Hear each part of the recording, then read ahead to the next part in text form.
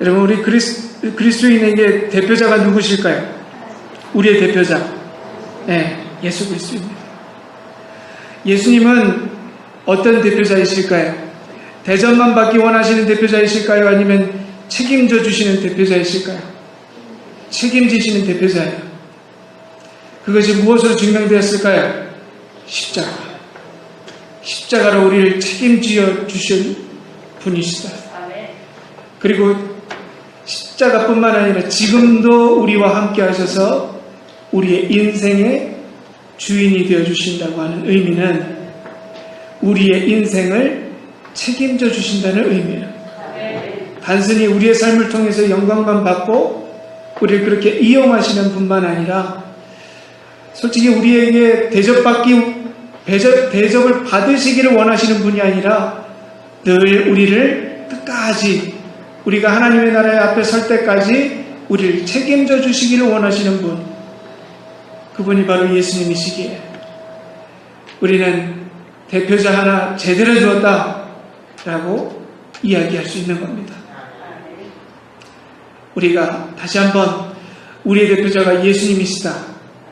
그리고 그것이 우리에게 무엇보다도 비교할 수 없는 큰 은혜와 또 복이라고 하는 것을 이 시간 말씀을 통해서 깨닫고 또 기억하는 은혜 시간 되시기를 주님의 축복합니다. 히브리서를 묵상하는 가운데 있습니다.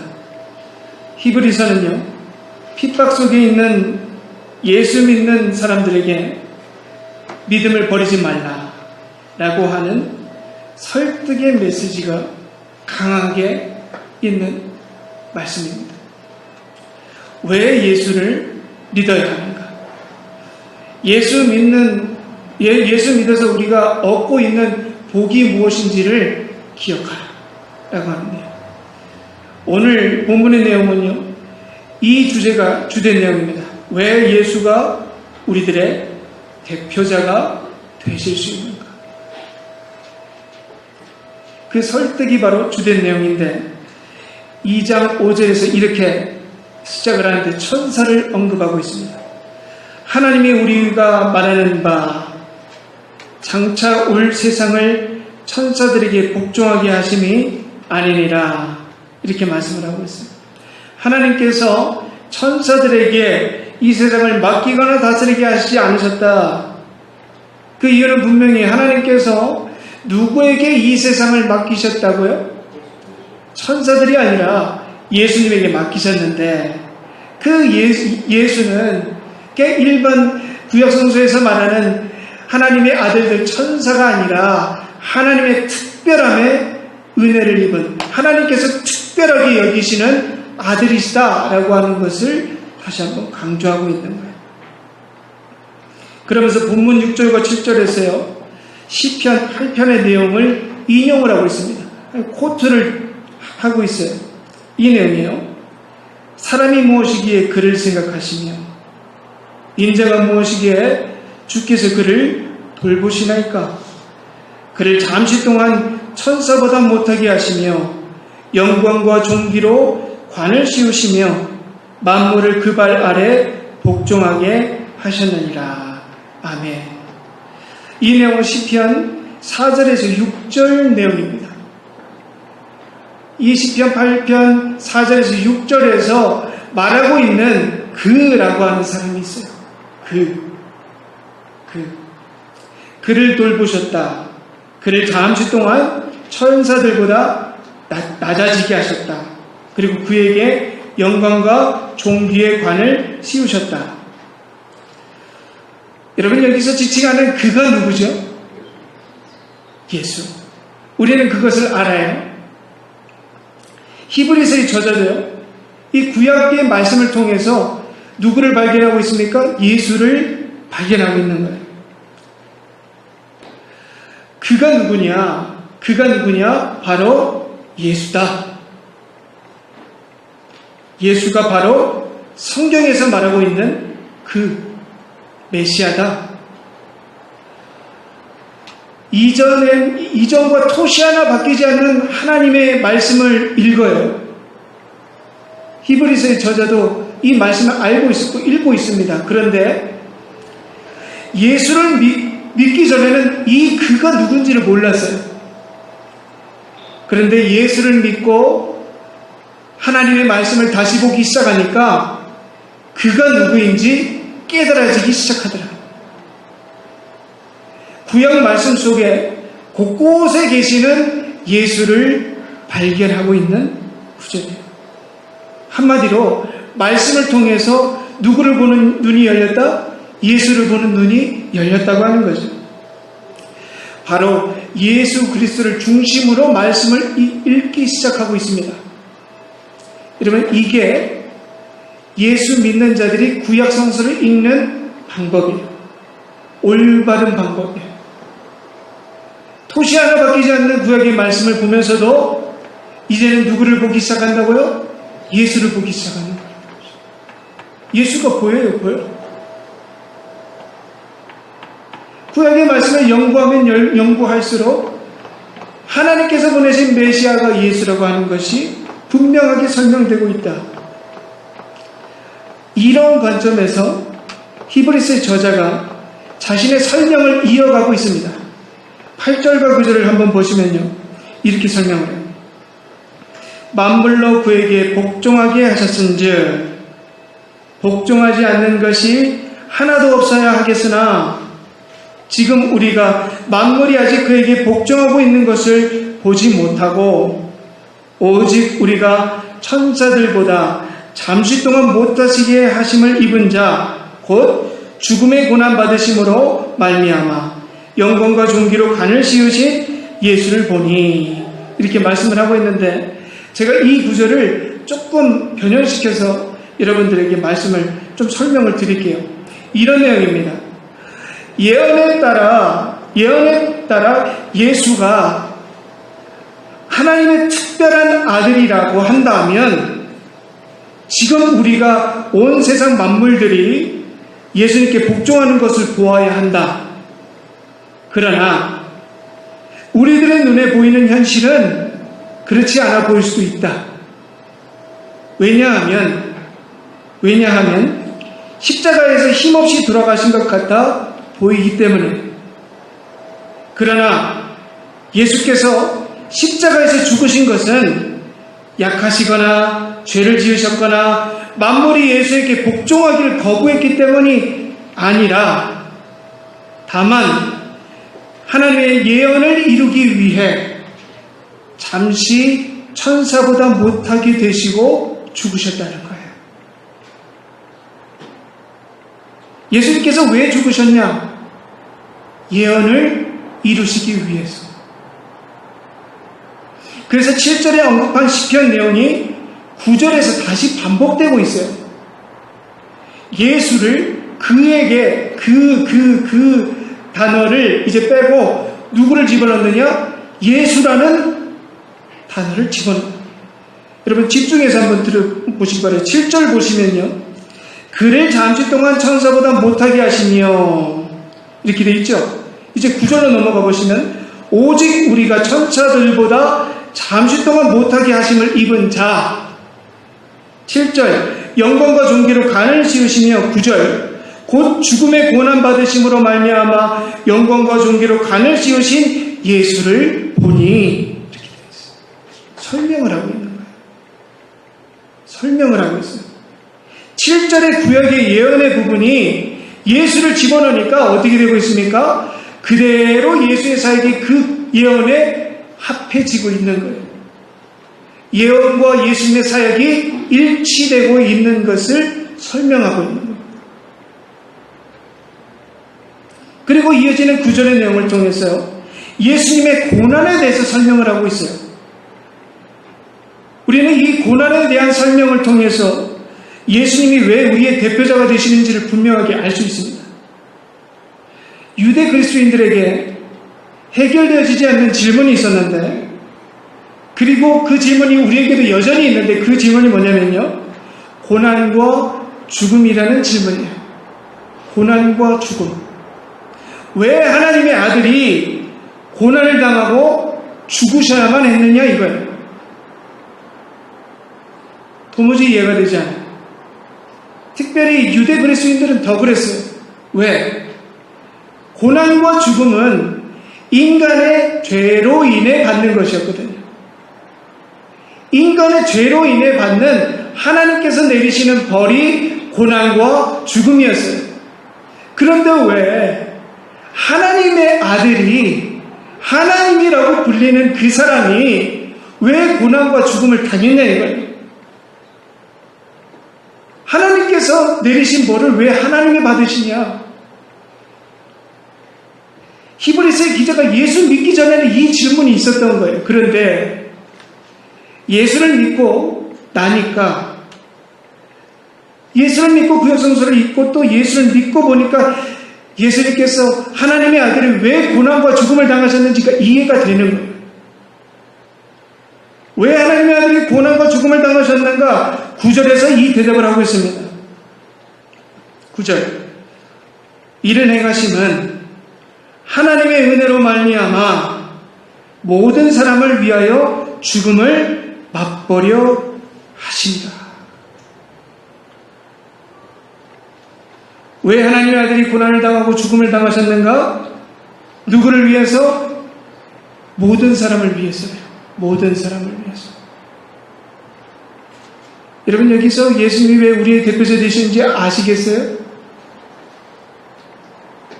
예수님께서 자신의 죽음을 결코 자신을 위해서 죽지 않으셨다는 거예요. 누구를 위해서 죽으셨다? 우리를 위해서 죽으셨다. 그런데 표현이 참 재밌죠. 우리라고 표현을 하지 않아요. 히브리서 기자는 유대인인데, 그러니까 유대 그리스도인에게 쓴 편지잖아요. 그런데 우리라는 표현을 쓰지 않아요. 누구를 위해 죽으셨다고요? 우리가 아니라 모든 사람을 위해서 죽으셨대요. 모든 사람. 여러분, 예수 그리스도의 십자가의 은혜가, 희생과 은혜가 한정되어 있지 않다는 것을 의미하는 거예요. 우리 유대인만 위해서 죽으신 게 아니라고 하는 거죠. 모든 사람을 위해서 죽으셨다. 모든 인류를 위해서 죽음을 맛보셨다. 우리가 여기서 또 한 번 살펴봐야 할 표현이 있는데, 그것이 뭐냐? 죽음을 맛보셨다는 표현이에요. 죽음을 맛보셨다. 맛본다. 맛본다는 것은 어떤 것을 의미하느냐? 경험을 의미합니다. 한마디로 이런 의미예요. 한번 해본다. 한번 죽어본다. 라고 하는 거죠. 한번 경험해본다. 어떤 이벤트예요. 그런데 여러분, 이거는 인간은 죽었다 깨라도 못해요. 인간은 이거를 못해요. 인간은 죽음을 맛보지 못해요. 왜일까요? 우리는 죽으면 어떻게 돼요? 끝이에요. 그냥 살아나는 거 없어요. 죽음을 맛본다. 그냥 죽는 것과 같은 거예요. 너 한번 죽음을 맛봐볼래? 이건 뭐예요?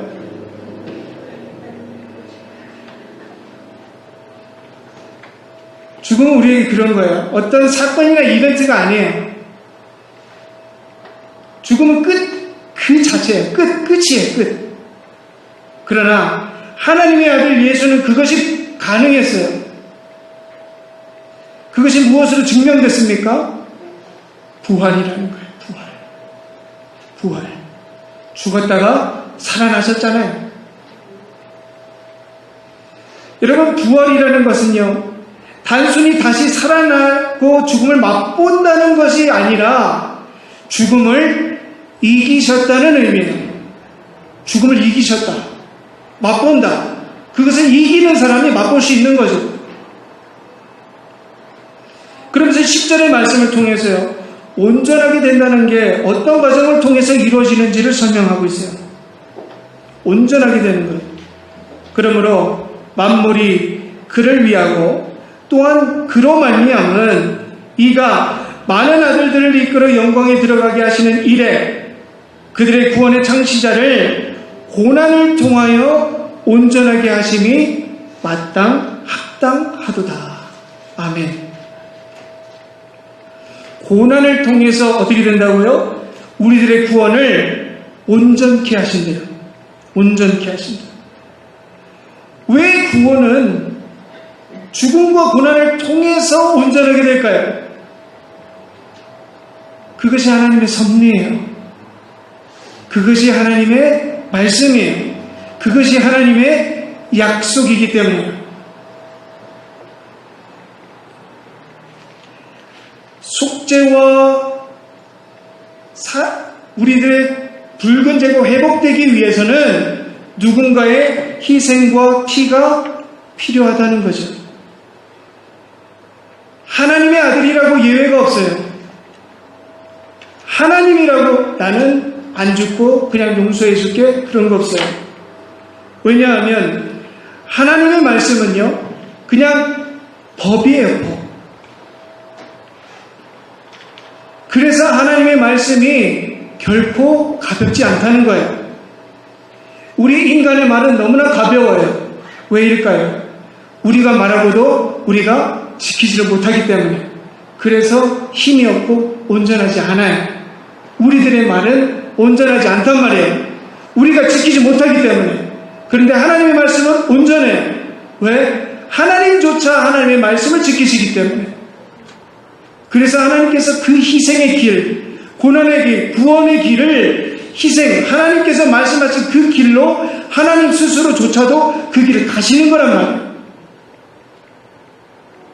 하나님께서도 하나님의 말씀을 지키시기 때문에 그 구원의 길을 가시는 거예요. 그게 하나님의 법이에요. 앞서 말씀드렸듯이 우리 인간에게 죽음은 무엇이라고요? 끝이에요. 끝. 죽었다. 끝났다. 인간으로서 죽음을 경험했다고 하는 것은 즉 다 경험해요. 다 경험한 거예요. 우리 인간으로서 죽음을 경험해 죽었다. 그러면은 마무리 진 거예요. 죽음을 경험했다는 것은 모든 인생을 마무리했다는 것을 의미하는데 예수님께서 십자가에 달려서 죽고 다시 사신의 의미는요, 뭐냐면요, 예수님께서 인간의 끝을 다 경험해, 인간의 모든 삶을 다 경험하셨다는 의미예요. 즉 예수님께서 우리의 삶을 다 알고 이해하고 경험하셨다는 의미입니다. 내가 죽어도 봤다. 이거예요. 예수님께서 왜 우리의 대표자가 되실 수 있으시냐고요? 다 아시기 때문에. 예수님은 다 아세요. 우리는 너무 잘 아세요. 본문의 18절이 이와 동일한 고백입니다. 그가 시험을 받아 고난을 당하셨은즉 시험 받는 자들을 능히 도우실 수 있느니라. 아멘. 왜 우리의 대표자가 되시고 왜 우리를 도우실 수 있느냐? 아십니까? 다 아신다는 거예요. 여러분 그렇잖아요. 나를 모르는 사람이 어떻게 나를 대변해요? 내 형편, 내 심정, 내 마음 아는 사람에게 나의 대표자의 자격을 줄 수 있는 거잖아요. 예수님께서 인류를 대신해서 죽으신 것은 인류의 대표자가 되시는 자격이 충분히 있으신 분이시라고 하는 거예요.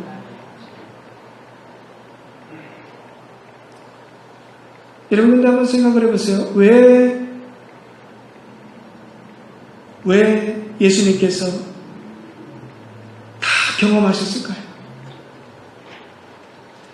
왜 무모할 정도로 그걸 다 경험하셨을까? 우리 연약함도 경험하시고 경험하지 않으셔도 되잖아요. 왜 경험하셨을까? 우리를 사랑하시기 때문에. 이거밖에 설명이 안 되는 거예요.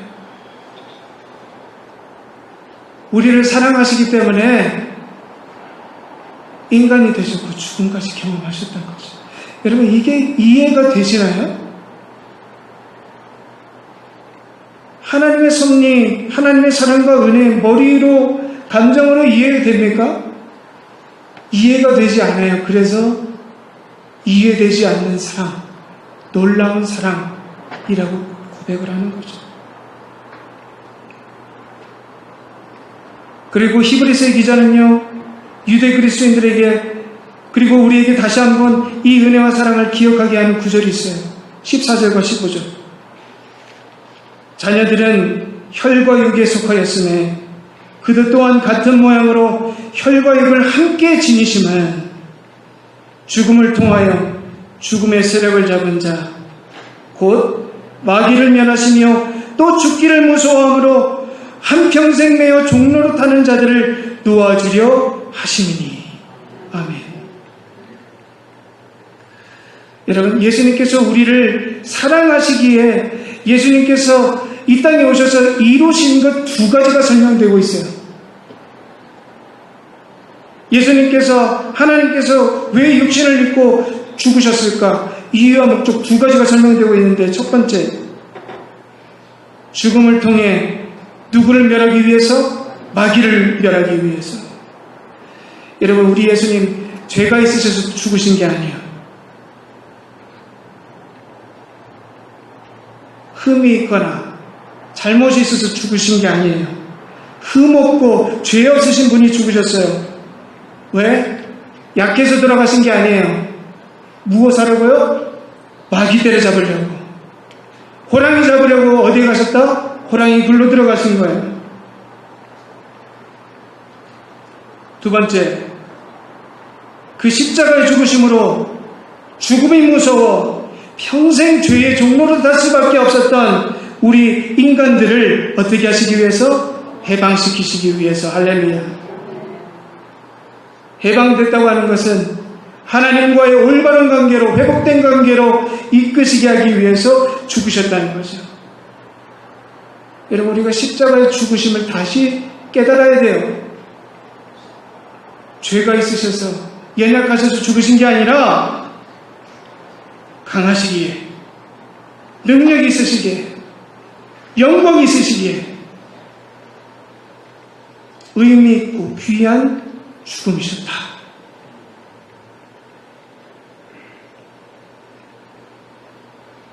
여러분, 이 세상에 눈을 씻고 찾아봐도 창조물이 피조물 인간을 위해서 죽은 신이 있을까요? 없을까요?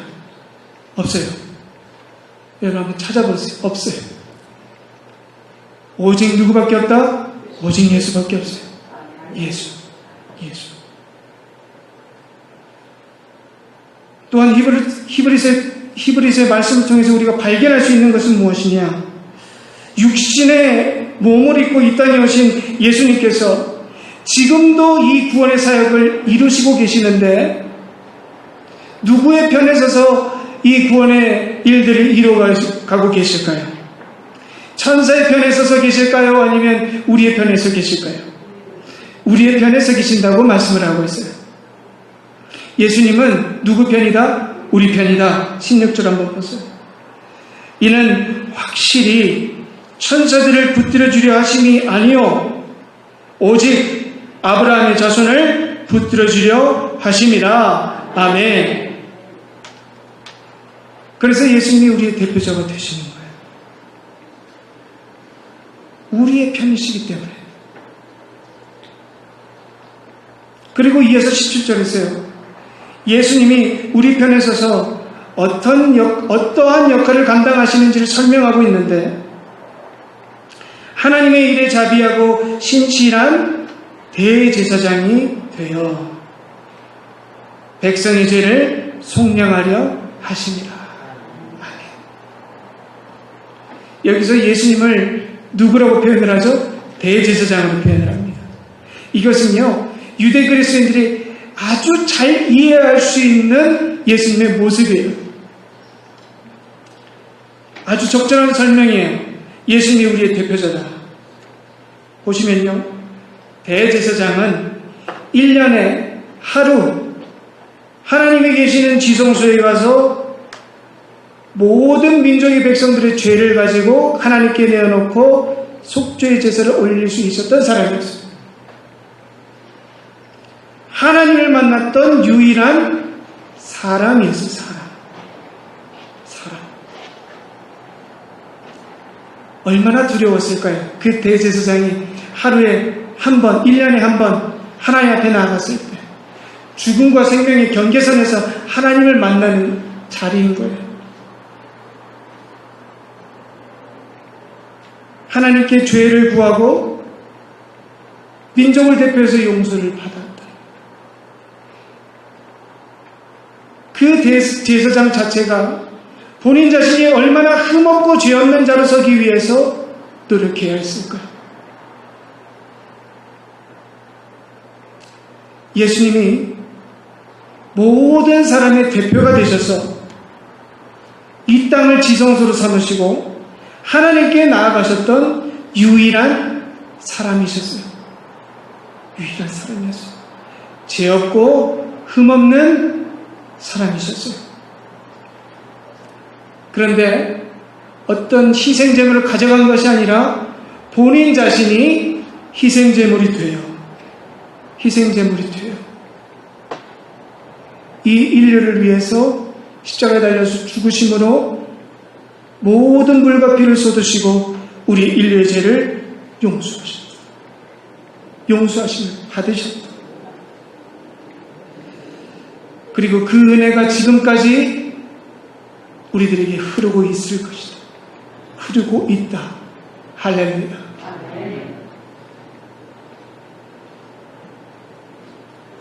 더 이상 어떻게 이 은혜와 이 사실을 부인할 수 있을까요? 여러분, 예수님 우리의 대표자 되시기 충분한 분이시죠. 예수님을 우리의 대표자로 삼는 것이 얼마나 큰 은혜이고, 우리가 예수님 우리의 대표자가 되세요라고 매달려서 우리의 대표자 되어주시는 게 아니라 예수님께서 먼저 친히 우리에게 오셔가지고 내가 너희의 대표자가 되어줄게. 너희들은 그저 내 이름 믿고 내 이름 걸고 하나님 앞에 나오면 된다. 여러분, 얼마나 큰 은혜를 우리가 누리고 있습니까?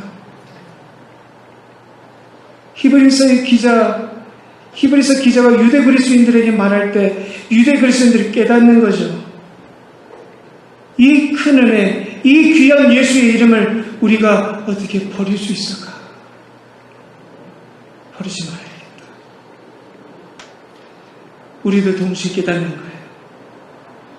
우리의 삶이 아무리 힘들고 어려워도 우리가 이 예수 이름 믿고 하나님 앞에 나아갈 수 있는 이 은혜가 이 세상 어떤 은혜보다 귀하고 귀하다. 여러분, 이 복음과 은혜 분명히 기억하시기 바랍니다. 얼마나 큰 은혜가 우리에게 있습니까? 이 복과 은혜 분명히 기억하시면서 예수 잘 믿고 예수의 우리의 대표자 삼고 천국 가는 그날까지 그 예수의 이름 붙잡고 살아가는 저와 여러분 되시기를 주님의 이름으로 축복합니다. 기도하시겠습니다.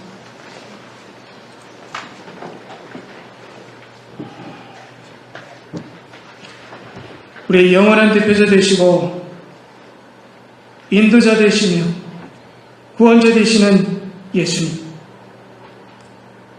십자가의 고난과 죽음과 그리고 그 부활이 무엇인지, 왜 우리가 예수를 우리의 대표자로 삼고 살아야 하는지, 그 이유 다시 한번 말씀을 통해 분명하게 알게 하시니 감사합니다.